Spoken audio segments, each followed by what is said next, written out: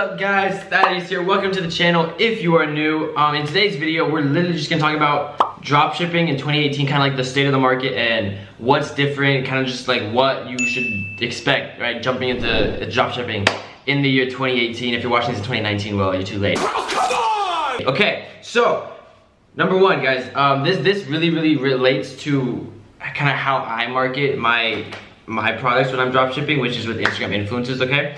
And kind of how it's changed, I guess, over time is like, so basically I got started drop shipping two and a half years ago, okay? And back then it was a lot easier to just hey, buy a shout out from an influencer, they throw it up, everyone kind of sees it on their feed, and you can drive traffic and get a purchase, right? And there's a lot of changes that have occurred from those 2 years, guys. Like, one, Instagram's API has changed, like the algorithm. Everyone knows, the Facebook's algorithm for scrolling down the news feed.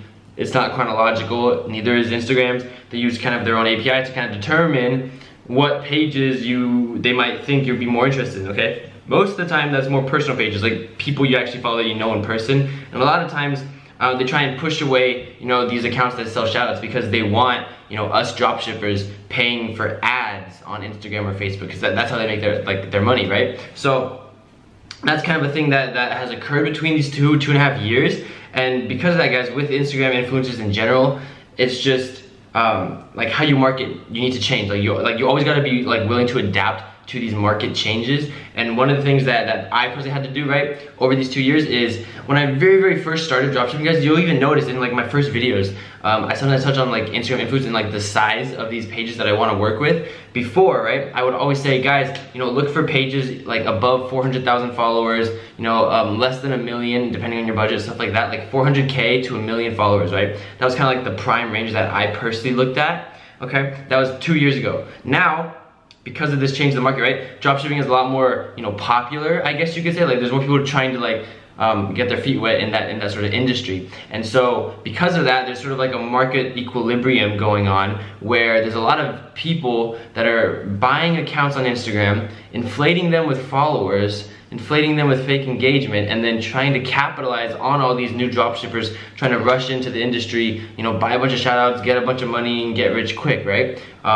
So that there's a whole market of just people selling you fake shoutouts, okay? And that's something that I've also tried to warn you guys as well in some other videos and stuff like that. It's there's people that just want your money, and they'll offer you cheaper rates for Instagram shoutouts, but all in all, it's they're not actual Instagram influencers, right? They don't actually have a real presence. Their accounts are just flooded with bots, flooded with fake engagement, and then inflated essentially to make it look appealing to you, to want to post your product on their feed or on their story to try and get traffic to your store, but then ultimately you don't really get much traffic, okay? There's a few ways to go about that. One, I started working with pages that were either really small in size or very big in size, that they've just been around for forever, like World Star, for example, okay? They're huge. Now, if you look on the smaller side of things, guys, typically smaller accounts, they're actually growing them, right? These guys that are trying to take your money, they'll just buy a bunch of followers right off the bat and then start trying to they'll DM you, they'll DM other stores to try and get your attention, to get you shoutouts, because it looks like a really big page. They offer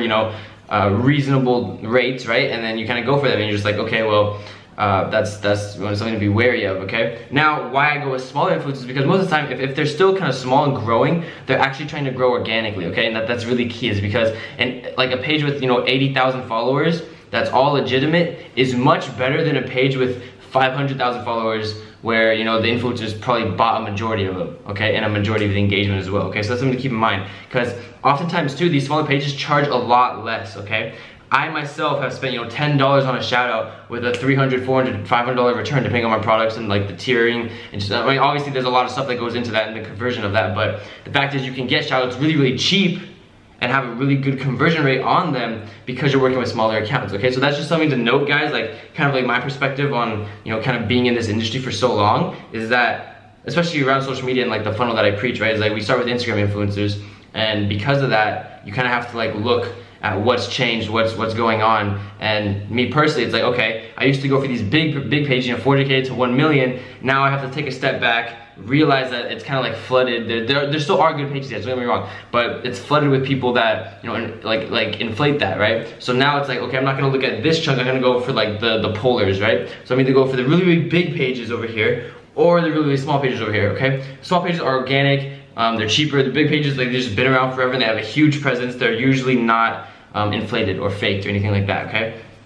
So that's kind of one thing that I've noticed about dropshipping. In 2018, guys, going into that, it's like, hey, maybe like try and test out smaller influencers or really, really big influencers depending on your budget, okay? Number 2, guys, dropshipping, there's a lot of people trying to go into it. There's a lot of people trying to do it. Now, what does that mean? Essentially, what it means for you, it's a good thing to keep an eye on this, right? It's people will flock to a certain niche or industry that they see, you know, relatively more people having success in, right? So if they see, you know, 5 guys making a lot of money in, you know, some sort of industry, you'll see like a majority of people kind of like flock over there, right?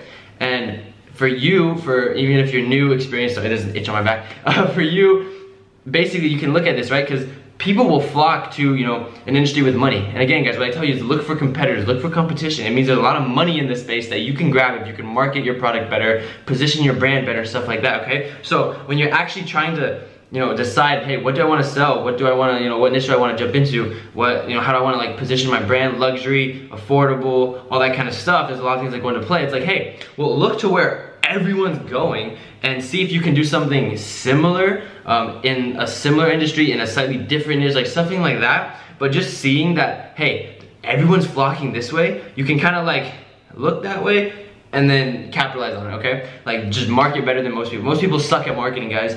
Like, anyone can make a site, anyone can say they're a dropshipper or an entrepreneur if they make a website and you know, have the apps installed and then have a few products thrown on their site, right? But most people can't get the marketing side of things down. And I mean, it's hard, it's complex at times. Once you understand it, it's a fairly simple process to rinse and repeat and replicate for a bunch of different stores, guys. So that's one of the things to look for is like in 2018, guys, going into 2018, there's a lot of people trying to dropship. There's a lot of people going there and everyone's just, you know, jumping from one thing to the next, the next, the next. And don't get me wrong, if you're good at dropshipping, you can do that and make a lot of money. You can just cash out on these different trends. But a lot of people are just jumping there, realizing, you know, hey, this is a little harder than I thought. Looking around again, trying to find another guy who's doing well in a different industry, jumping over there and saying, oh, well, this is also harder than I thought. And they keep moving around and they just don't see success in it because they're not really like kind of like buckling down and trying to figure things out, okay? So that's another thing going into 2018, guys, is just, especially if you're kind of like trying to understand where you want to go, look at what everyone's doing and then kind of analyze that, okay? I'm not saying do what they're doing, right? Because you might just fall into the majority, right? But look at what they're doing and analyze, like, can I market better? Can I position my brand better, okay? Stuff like that. Now, number 3, guys, is that this kind of plays into both the things I talked about, but because the industry is getting popular, because it's getting popular, guys, it should get really, really easy to start dropshipping. Now, what does that mean, right? I mean, if you guys have like looked around the app stores and stuff like that, you'll notice that, you know, Oberlo was like the app to have. It still relatively is. That's why I'm saying going into 2018, like, be on the lookout.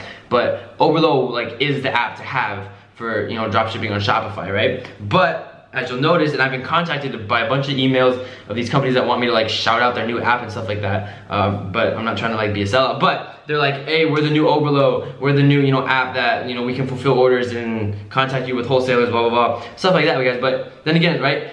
Because it's getting popular, there's a lot more competition in the space. This is what I'm telling you guys. In dropshipping, you look for competition to see where you want to start. Now, there's companies that are making these apps, these softwares like Oberlo and stuff like that, that are actually gonna help you. It's gonna make dropshipping easier. They're gonna try and compete with everything you use to ultimately just make it easier to get in dropshipping, more cost effective to get in dropshipping and stuff like that, guys. So all in all, like, it's a good thing to start dropshipping now if you haven't, because now is the time to start. By the way, great time to plug the free mini course in the link description or the mastery course, always plug. Now, those are the 3 things, guys. Like, literally watch out like for market changes, guys. Always be willing to adapt in the dropshipping industry, guys. I've been in here for 2.5 years and I've noticed things that kind of like really, really large changes that if I didn't adapt to, I would have not made nearly as much money, okay? Like the Instagram thing, for example, okay? So that's one thing, guys. And again, just because a lot of people trying to do it, if you're confused trying to get your feet wet in the industry and don't know where to go,